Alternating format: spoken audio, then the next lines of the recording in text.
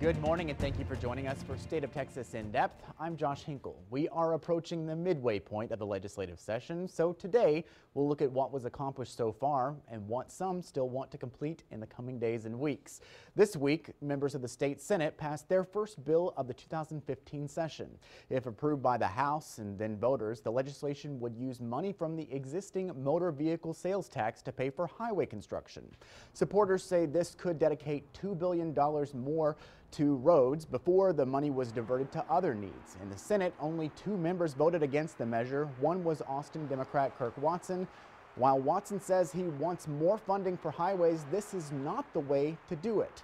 Watson called this a mandatory entitlement for transportation that he argues ties lawmakers' hands and will create more budget problems down the road. We're living in good times right now. We've got money. But members, we all remember just very few years ago. So let me ask this question. Who can predict for me what the state's economy will do to our budget 4 years from now, 6 years from now, 10 years from now? I agree. Roads are something we have to be paying better attention to. We have starved them over the last decade to 15 years.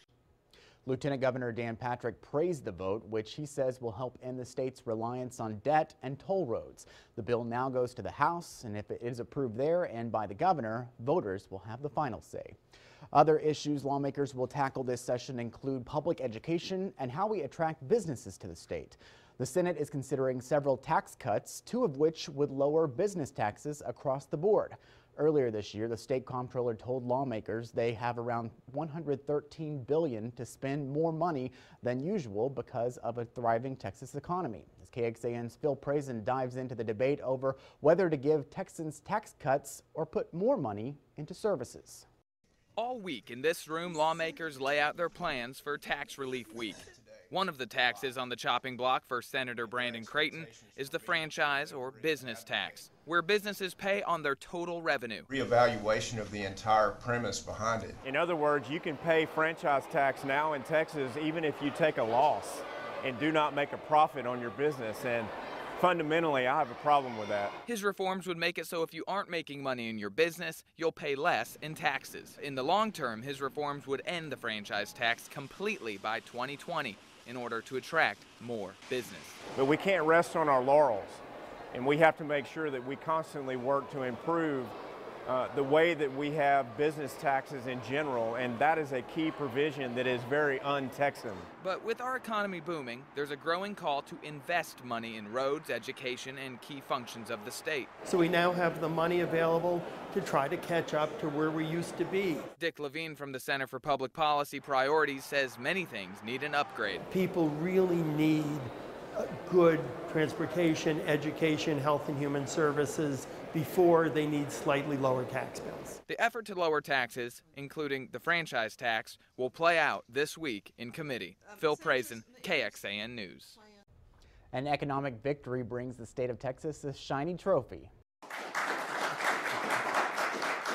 Governor Greg Abbott accepted the Governor's Cup Award from Site Selection magazine. The trophy goes to the state with the most job-creating capital investment projects. Texas has won the award 5 times before and the last 3 in a row. I want us to win this 4 years in a row. And I got to tell you, we are setting the framework to ensure that we are going to be attracting even more businesses, creating even more corporate facilities here in the state of Texas and keeping them here.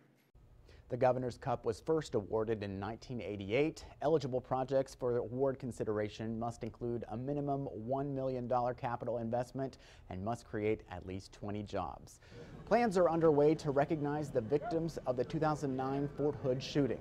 The Army Post says families of the victims will be honored with 3 awards. They will receive the National Purple Heart, State Purple Heart, and Secretary of Defense Medal for the defense of freedom at a ceremony next month. 13 people were killed and more than 30 wounded in the November 2009 attack.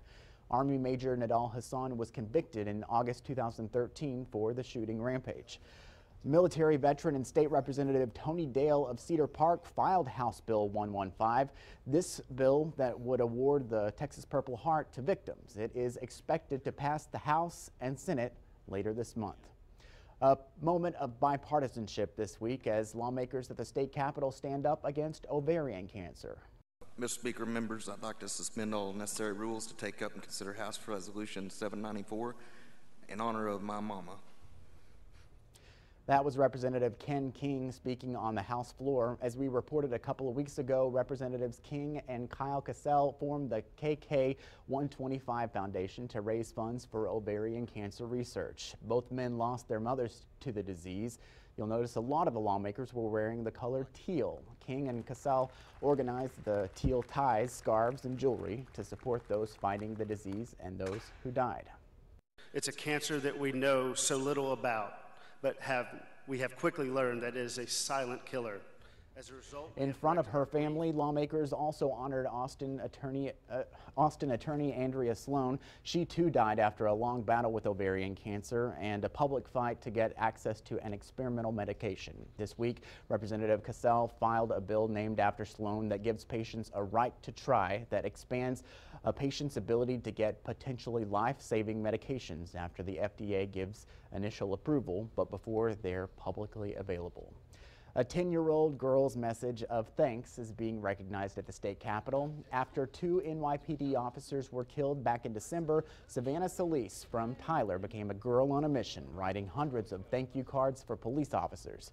She delivered cards to Austin police in January, bringing officers to tears. Last week, she delivered cards to the NYPD precinct where Weijing Li and Rafael Ramos worked earlier this week. Representative Matt Schaefer from Tyler honored her on the House floor alongside law enforcement from several agencies. I know they do tough things, and so I made the cards for them. Savannah wants to be a K-9 officer. When Savannah visited Austin PD in January, APD said they'd be happy to hire her. Thank you again for joining us for State of Texas In Depth. Remember, you can join us every Sunday morning in the 8:30 half hour for a broader look at Texas politics.